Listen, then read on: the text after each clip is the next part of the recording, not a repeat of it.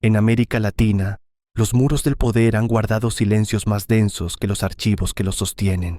Operaciones encubiertas, desapariciones convenientes y muertes sin causa oficial se entrelazan en una red de secretos que nunca debieron ver la luz. Documentos destruidos, nombres borrados y verdades suspendidas en la sombra del Estado. Hoy analizaremos los secretos políticos que el tiempo aún no se atreve a revelar. 1. El Archivo Cóndor. En diciembre de 1992, un funcionario judicial argentino revisaba un viejo depósito policial en Asunción del Paraguay, cuando descubrió, por casualidad, un conjunto de cajas metálicas cubiertas de polvo y humedad. En las etiquetas, escritas con tinta desvaída, se leía: Operación Cóndor, reservado. Dentro había miles de documentos, fichas de inteligencia, telegramas diplomáticos y órdenes firmadas por militares y ministros de distintos países del Cono Sur. Las fechas abarcaban más de una década, de 1975 a 1986. Los papeles revelaban la existencia de una red clandestina de coordinación represiva entre Chile, Argentina, Uruguay, Bolivia, Brasil y Paraguay, con apoyo logístico de agencias extranjeras. El objetivo declarado era eliminar elementos subversivos que cruzaran las fronteras huyendo de las dictaduras. Lo que el funcionario no sabía era que ese hallazgo desataría una crisis diplomática que aún hoy permanece parcialmente oculta. Durante los primeros días, los documentos fueron guardados bajo custodia del juez José Agustín Fernández, quien los presentó ante la Corte Suprema paraguaya. En el inventario inicial se mencionaban al menos 700.000 páginas clasificadas, incluyendo listas de detenidos, informes de interrogatorios y cartas entre servicios secretos. Algunos de los nombres correspondían a personas que aún figuraban como desaparecidas en Argentina y Chile. En una de las carpetas, fechada en agosto de 1978, se detallaba la transferencia de 5 prisioneros desde Buenos Aires a Santiago bajo una operación conjunta del Batallón de Inteligencia 601 argentino y la DINA chilena. Ninguno de los 5 volvió a ser visto. Las firmas y sellos eran auténticos, pero ningún gobierno reconoció oficialmente las órdenes. A los pocos meses del descubrimiento, varios exagentes comenzaron a declarar ante fiscales internacionales. Algunos confirmaron la existencia de vuelos secretos entre bases militares, en los que los detenidos eran trasladados de un país a otro sin registro legal. Otros negaron todo, alegando que los documentos eran falsificaciones o informes plantados para desestabilizar las nuevas democracias. Sin embargo, la minuciosidad de los archivos resultaba difícil de refutar. Cada hoja estaba codificada con números de serie, sellos de entrada y menciones cruzadas entre oficinas de inteligencia. Uno de los hallazgos más inquietantes fue una carpeta marcada como Subproyecto Andrea. En ella se detallaba la creación de un sistema conjunto de identificación de activistas con bases de datos compartidas entre las dictaduras. El archivo contenía fotografías, huellas dactilares, informes médicos y transcripciones de interrogatorios. En varias páginas se mencionaban apellidos que años después aparecerían en las listas de detenidos desaparecidos. A pesar del impacto mediático, gran parte del material desapareció poco después. Según un informe del Congreso paraguayo, cuando se ordenó su traslado a Asunción para preservación, faltaban al menos 38 cajas. Los funcionarios responsables nunca fueron identificados. Uno de los custodios, el comisario Alfredo Peralta, fue hallado muerto en su domicilio en 1994. La causa oficial fue suicidio, aunque su familia afirmó que había recibido amenazas telefónicas días antes. A lo largo de los años, los llamados archivos del terror, como los bautizó la prensa, sirvieron para abrir causas judiciales en varios países, pero muchas piezas del rompecabezas siguen perdidas. Testimonios de exmilitares indicaron que existían copias microfilmadas guardadas en embajadas y bases aéreas, pero ninguna ha sido localizada.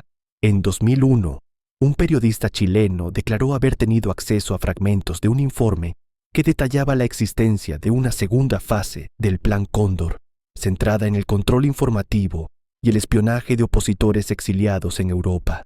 Nunca se presentó prueba alguna, y el reportaje fue retirado por presiones políticas.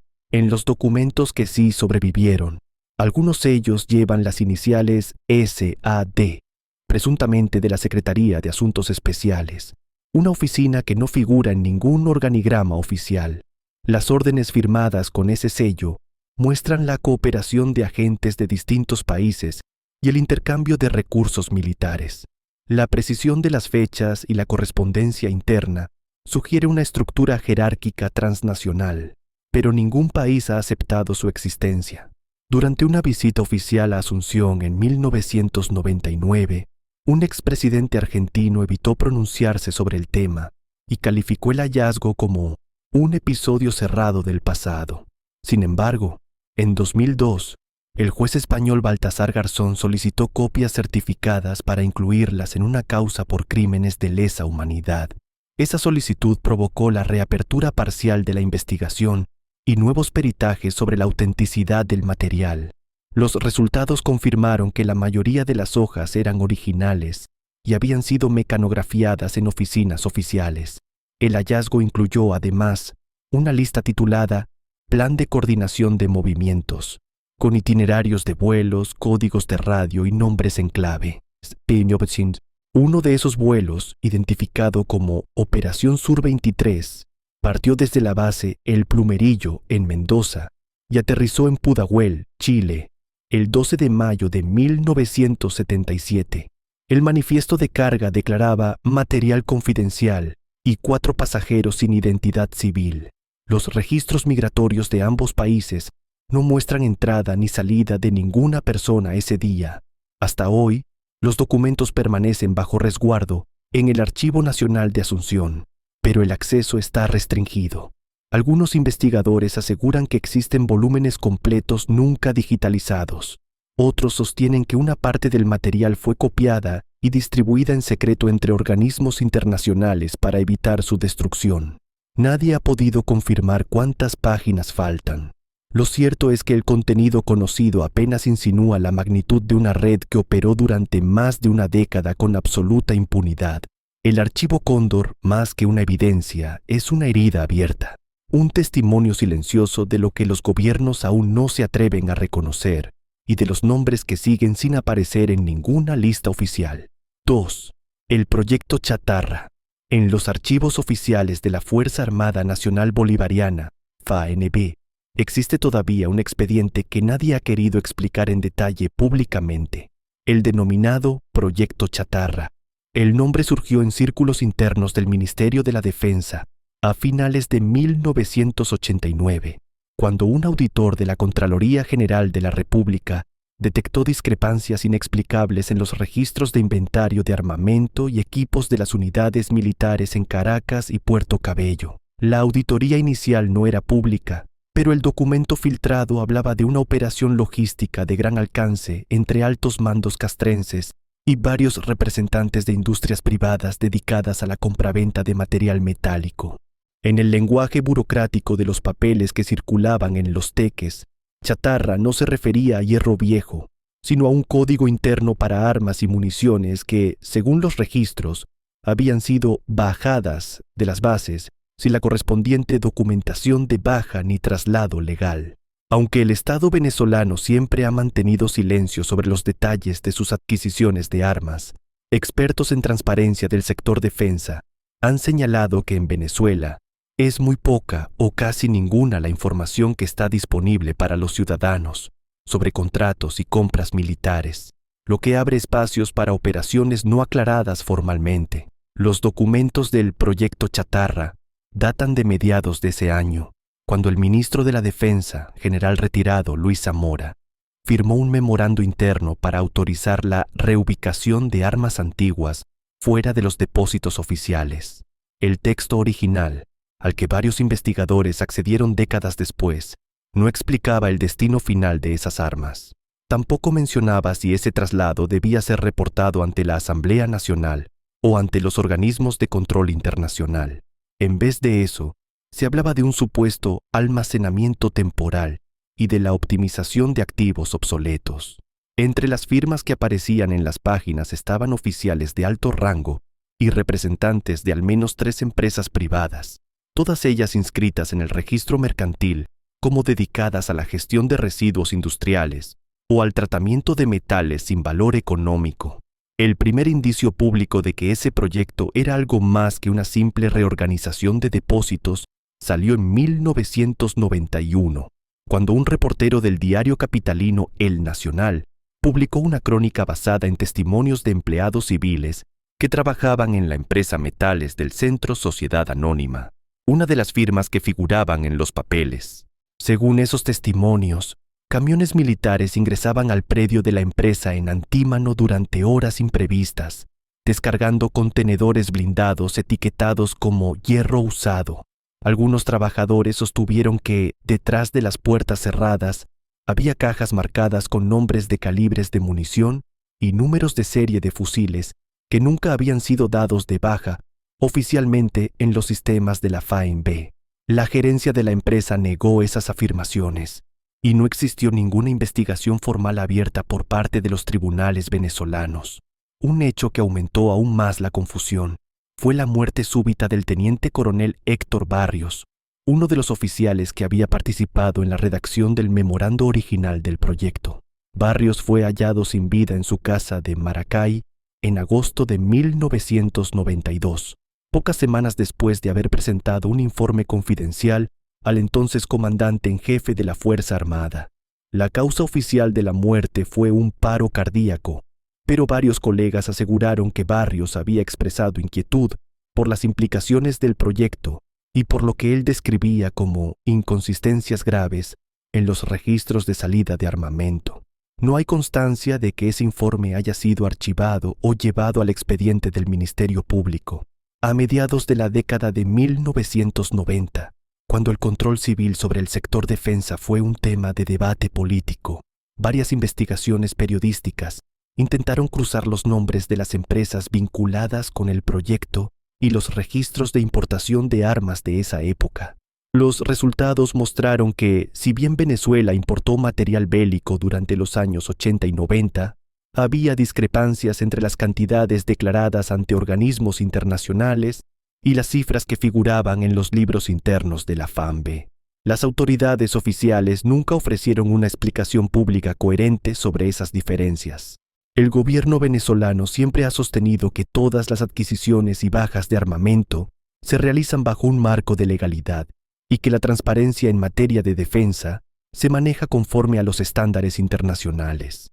Sin embargo, el hecho de que el proyecto Chatarra aparezca en documentos internos sin un seguimiento claro y que varias de las empresas involucradas hayan sido disueltas o cambiaron de propietarios en los años siguientes, alimenta la sospecha de que algo en esa operación nunca fue declarado formalmente. Otra pieza que ha levantado preguntas es la edición de 1990 de los inventarios de la Dirección General de Servicios de Material de Guerra, en la que se observan saltos numéricos abruptos en las series de fusiles y ametralladoras disponibles. Ese salto, para muchos analistas, no podía explicarse únicamente por ventas externas o bajas por obsolescencia, sino que sugería la posibilidad de traslados no documentados a terceros. No se conocen registros de auditorías independientes que hayan verificado esos números. A pesar de las décadas transcurridas, no existe ninguna sentencia judicial relacionada con la operación interna conocida como Proyecto Chatarra. Tampoco se ha publicado un informe oficial completo sobre el destino de las armas que supuestamente fueron retiradas de los depósitos militares en 1989. Investigadores de temas de defensa y transparencia han señalado que sin acceso a registros internos, contratos y audios o comunicaciones entre las partes involucradas, sigue siendo imposible reconstruir una cadena de hechos que explique de manera concluyente qué ocurrió con ese armamento que, según la FANB, debería haber sido registrado como chatarrizado o destruido. Los pocos documentos accesibles hoy permanecen fragmentados en archivos dispersos, algunos bajo resguardo militar, otros en manos de investigadores independientes que los obtuvieron a través de solicitudes de información pública.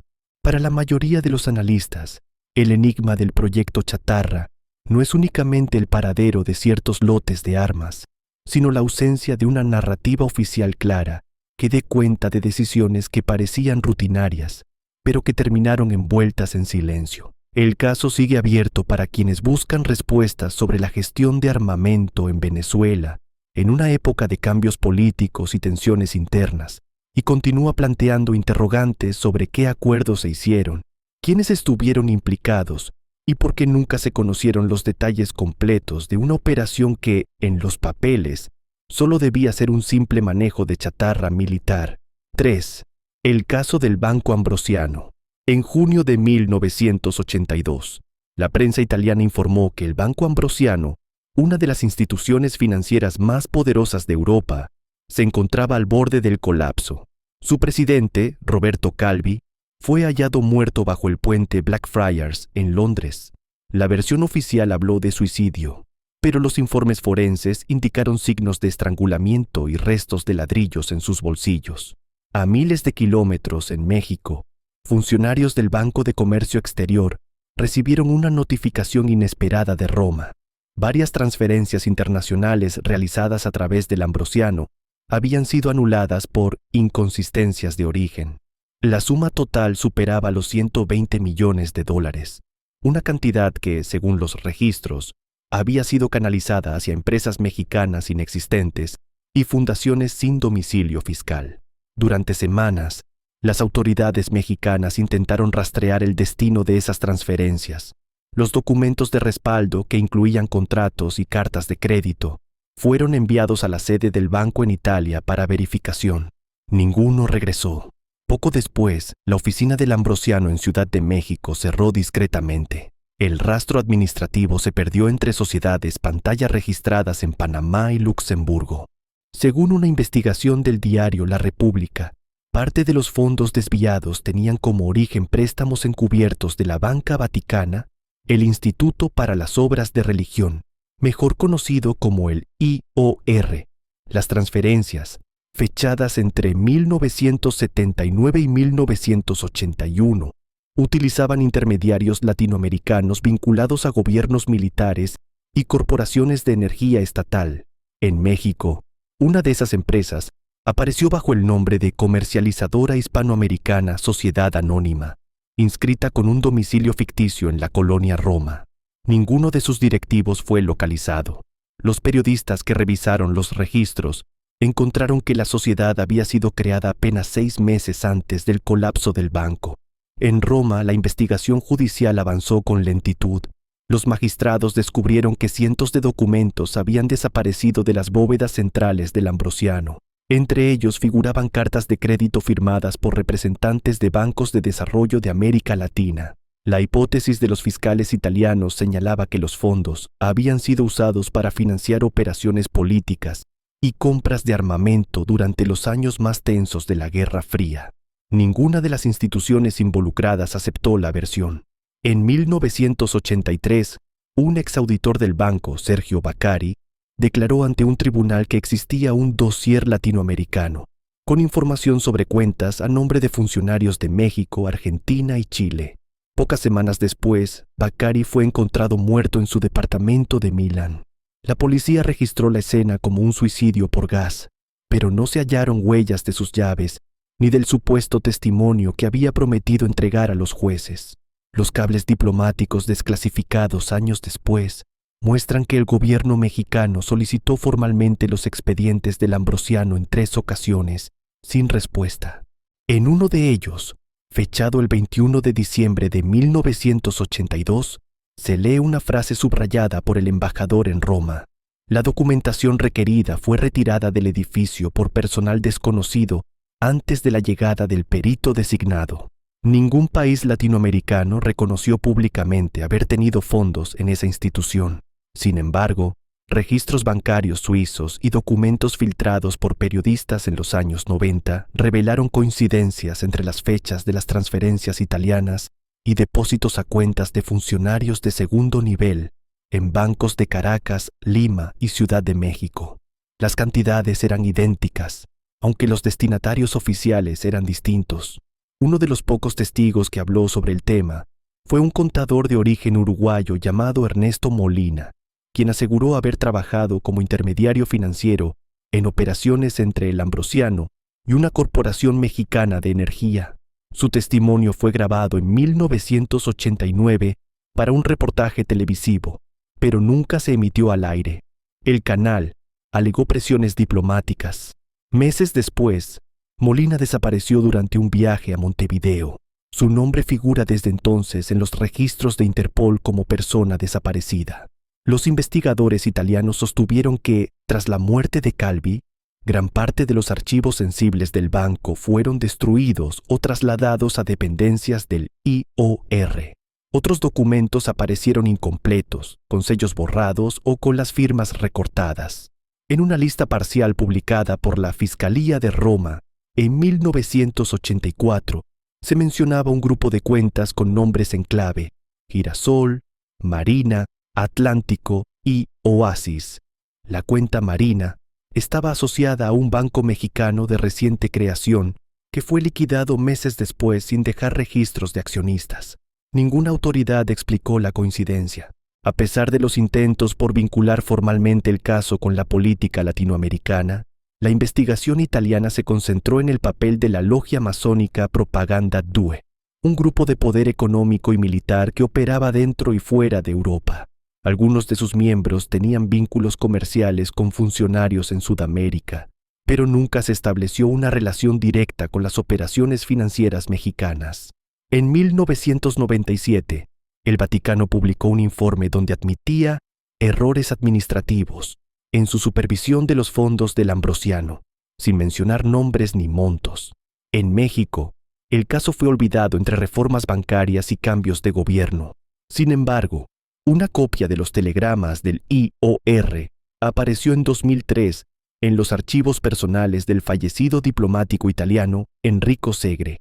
En uno de ellos, con fecha 14 de marzo de 1981, se lee una instrucción dirigida a la sede del Ambrosiano: liberar fondos codificados para operaciones en zona latinoamericana conforme acuerdo precedente. El mensaje no especifica destinatarios. Nadie ha podido confirmar si esos fondos llegaron realmente a México o si fueron desviados antes de su arribo. Lo cierto es que, hasta hoy, ninguna autoridad ha logrado recuperar el dinero desaparecido, ni identificar de forma definitiva a los beneficiarios de aquellas cuentas. El caso del Banco Ambrosiano sigue siendo uno de los episodios financieros más opacos del siglo XX. Un entramado de política, religión y dinero que cruzó océanos y gobiernos, y que terminó enterrado entre las sombras de Roma y los silencios de América Latina. 4. La red de Isidro Curiel.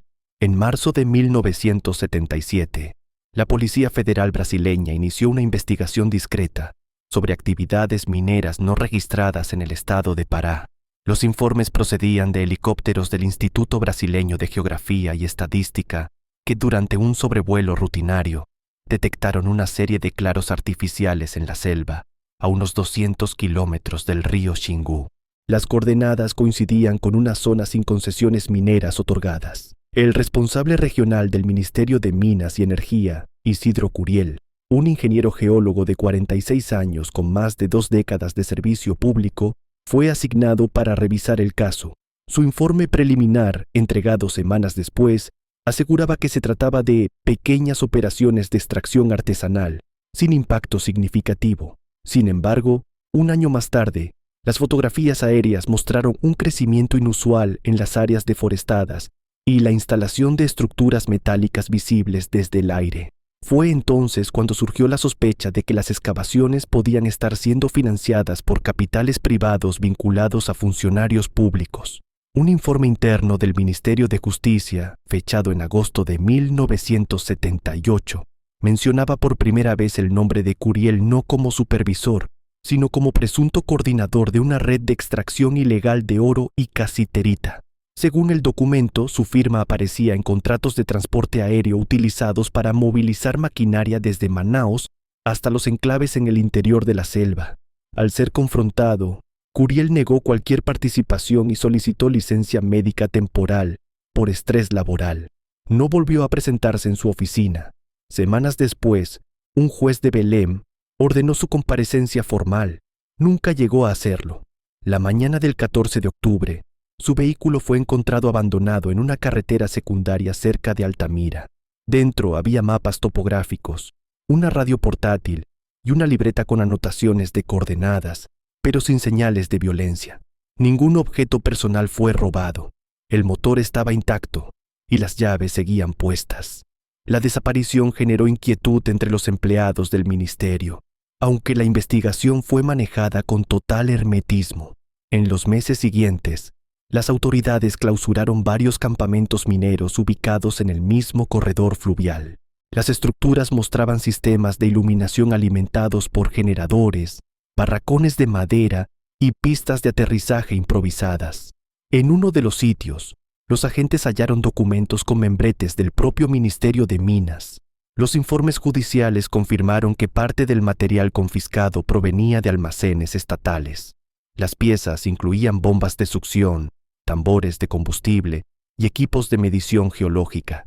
Ninguno de los funcionarios firmantes reconoció haber autorizado su traslado. Entre los documentos incautados se encontró un cuaderno con la inscripción Curiel Itaituba, con referencias a pagos mensuales a 3 apellidos coincidentes con empleados públicos en Brasilia. Nunca se probó su autenticidad.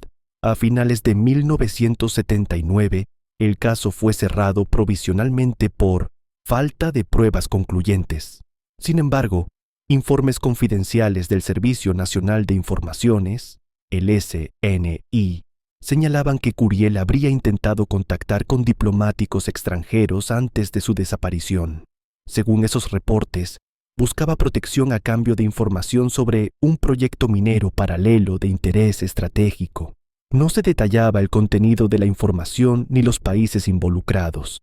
Décadas después, periodistas de investigación lograron acceder a copias parciales del expediente original. Entre las pruebas archivadas había fotografías de un campamento con un cartel metálico donde se leía Consorcio Norte Mineração. La empresa nunca existió oficialmente. No figura en registros mercantiles ni en licencias de exploración. Su supuesto domicilio en São Paulo correspondía a un edificio abandonado. A pesar de los indicios, ninguna autoridad reabrió el caso. Algunos exagentes del SNI, entrevistados en los años 90, afirmaron que Curiel estaba implicado en el desvío de minerales hacia circuitos de exportación ilegales que operaban bajo cobertura diplomática. Otros sostuvieron que fue víctima de una purga interna, luego de negarse a entregar informes técnicos sobre reservas minerales estratégicas. Ninguna de esas versiones fue confirmada. Lo único comprobable es que la desaparición de Isidro Curiel coincidió con una reestructuración interna del Ministerio de Minas y la sustitución completa de su equipo regional. Varios empleados fueron trasladados sin explicación. Los archivos de Curiel, incluyendo planos, correspondencia y registros de campo, desaparecieron del archivo central. En 1985, una comisión parlamentaria intentó revisar el caso, pero recibió respuesta negativa. Los documentos habían sido extraviados por deterioro. A pesar del silencio oficial, en las zonas del Xingu todavía circula la historia de vuelos nocturnos que transportaban cargas desde pequeñas pistas ocultas entre la vegetación. Los habitantes de las comunidades ribereñas recuerdan el paso de helicópteros sin insignias y el sonido constante de motores durante las madrugadas de 1977 y 1978. Ningún registro aéreo coincide con esas fechas. En 2004, un equipo de geólogos de la Universidad de Pará localizó en esa misma región los restos de maquinaria corroída enterrada bajo la maleza. Entre las piezas había un panel de control con un número de serie perteneciente al Ministerio de Minas y Energía. No se emitió comunicado oficial. Hasta hoy, Isidro Curiel sigue figurando en los registros de la Policía Federal como desaparecido. Ninguno de los informes judiciales logró establecer si fue responsable o víctima de la red que llevaba su nombre. Las coordenadas de su libreta, revisadas décadas más tarde, señalan un punto exacto en la selva, una zona aún inaccesible, cubierta por el río y la vegetación. Ninguna expedición ha confirmado qué fue lo que se excavaba allí, ni quién continúa vigilando el silencio de esas tierras. 5. El diario de Gutiérrez. En abril de 1994, el periodista argentino Ricardo Gutiérrez, de 38 años, fue hallado muerto en su departamento del barrio de Almagro, en Buenos Aires. La escena, según el informe policial, mostraba un aparente suicidio por sobredosis de barbitúricos. Sin embargo, el cuerpo no presentaba huellas de consumo ni había signos de vómito, algo inusual en ese tipo de muertes. El hallazgo ocurrió apenas una semana después de que Gutiérrez publicara en la revista Sur Actual un artículo titulado Las rutas del uranio, donde mencionaba nombres de exmilitares y funcionarios ligados a exportaciones irregulares de material nuclear durante los años 80. El texto generó una reacción inmediata en los círculos políticos. El Ministerio de Defensa negó las acusaciones y calificó la publicación de fantasiosa y sin fundamento, pero 2 días después la redacción de la revista fue asaltada por desconocidos. Se llevaron disquetes, documentos y la computadora personal del periodista. Gutiérrez denunció el hecho ante la comisaría quinta, pero el caso no avanzó. A sus colegas les dijo que preparaba un manuscrito con información que nadie se ha atrevido a firmar. Aquel cuaderno, al que llamaba su diario, desapareció la misma noche en que murió. Según declaraciones de su pareja, el periodista había recibido llamadas anónimas con amenazas durante las semanas previas. Decían frases breves, casi mecánicas. No sigas, el material no es tuyo, ya sabemos lo que tienes. Gutiérrez lo comentó en confianza con su editor, quien le recomendó abandonar el tema. No lo hizo. Continuó entrevistando a ex trabajadores del complejo nuclear de Pilcanilleu, en Río Negro, y a ex militares vinculados al transporte de materiales estratégicos. Uno de ellos, identificado como capitán retirado Carlos Valdés, le confirmó la existencia de envíos clandestinos de uranio procesado hacia África y Europa durante los años de la dictadura, usando empresas fachada y documentación falsificada. Valdés desapareció poco después de esa entrevista. Su vehículo fue encontrado estacionado frente al río Limay. No había rastros de él. El día anterior a su muerte, Gutiérrez asistió a una reunión informal con un diplomático francés en un café de la avenida Corrientes. Según testigos, llevaba una carpeta manila repleta de hojas mecanografiadas y un sobre sellado. Las cámaras de seguridad del local lo registraron saliendo solo, alrededor de las 21:15. El sobre nunca fue encontrado. En su departamento, la policía halló la carpeta, pero estaba vacía. No había huellas ajenas ni signos de forzamiento. En la mesa de trabajo encontraron un vaso con restos de whisky y una nota con una sola palabra: terminado. Los peritos caligráficos concluyeron que era su letra, aunque algunos rasgos mostraban temblores inusuales. Los resultados toxicológicos fueron contradictorios. El informe inicial, elaborado por el Hospital Fernández, señalaba niveles mínimos de barbitúricos en sangre, insuficientes para causar la muerte. Días más tarde, un segundo análisis ordenado por la Fiscalía determinó una dosis letal. Nadie explicó la discrepancia. El expediente judicial cambió de fiscal 3 veces en menos de un año y terminó archivado en 1996 sin imputados. La familia nunca aceptó la hipótesis del suicidio.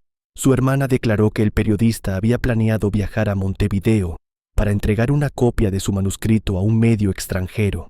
No hay registros migratorios que indiquen si llegó a hacerlo. Los colegas de Sur Actual contaron que el proyecto de investigación comenzó con una filtración anónima, un sobre sin remitente que contenía copias de telegramas entre empresas estatales y una compañía suiza dedicada a la compraventa de minerales. Los papeles mencionaban embarques que nunca fueron declarados oficialmente y nombres de intermediarios que coincidían con los que luego aparecerían en su artículo. Entre los documentos desaparecidos figuraban cartas firmadas por altos mandos militares retirados y por un asesor de la Comisión Nacional de Energía Atómica. Cuando la policía revisó el departamento, los cajones estaban revueltos, pero no faltaba dinero ni objetos de valor. Años más tarde, en 2001, un ex empleado de la Cancillería argentina declaró ante un medio extranjero que había visto copias de documentos del caso Gutiérrez dentro de una carpeta clasificada como Asuntos Estratégicos, 1984 a 1990. Dijo que contenían informes sobre exportaciones de material energético controlado y que algunos de los nombres correspondían a funcionarios aún activos. Su testimonio nunca fue tomado formalmente. Poco después se retractó. En 2007, un periodista de investigación argentino, Martín Bazán, afirmó haber obtenido un fragmento del supuesto diario de Gutiérrez. Se trataba de 3 hojas mecanografiadas, sin firma, donde el autor describía reuniones con contactos del ejército y mencionaba una operación con el nombre clave Protocolo Verde. En uno de los párrafos el texto decía: si algo me pasa, revisen los números de carga del 23 de septiembre, Terminal Sur. Ninguna terminal con ese nombre existía en los registros portuarios de la época. Las hojas fueron analizadas por peritos en escritura mecánica que determinaron que coincidían con la máquina de escribir personal de Gutiérrez. El caso nunca fue reabierto. La Fiscalía General aseguró que no había pruebas nuevas. El paradero del diario completo sigue siendo desconocido. Algunos creen que fue destruido durante el allanamiento. Otros piensan que fue entregado a un contacto extranjero que nunca lo hizo público. En 2012, un archivo digital anónimo circuló en foros de Internet con el título Diario RG 94. Contenía fragmentos del artículo original, junto con nombres de supuestos oficiales involucrados en el tráfico de material nuclear. Las autoridades negaron su autenticidad, pero algunos fragmentos coincidían palabra por palabra con pasajes del manuscrito que Gutiérrez había leído en voz alta a un colega antes de morir. Hoy su caso figura entre los expedientes cerrados del sistema judicial argentino como muerte dudosa. Ningún funcionario fue acusado, ningún documento recuperado. Lo único cierto es que Ricardo Gutiérrez investigaba algo que otros querían mantener en silencio, y que el diario que podría haber explicado todo, el cuaderno donde escribió sus últimas notas, nunca volvió a aparecer. Gracias por llegar hasta el final, en el silencio donde el tiempo borra los nombres y la memoria se confunde con la sombra. La verdad permanece oculta, esperando a ser descubierta por quienes aún saben escuchar lo que no se dice.